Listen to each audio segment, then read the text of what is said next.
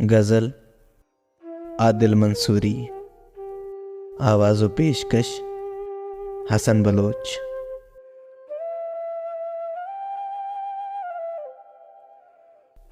बदन पर नई फसल आने लगी, बदन पर नई फसल आने लगी, हवा दिल में ख्वाहिश जगाने लगी। कोई खुदकुशी की तरफ चल दिया, उदासी की मेहनत ठिकाने लगी। जो चुपचाप रहती थी दीवार पर, वो तस्वीर बातें बनाने लगी। ख्यालों के तारीक खंडरात में खामोशी गजल गुनगुनाने लगी।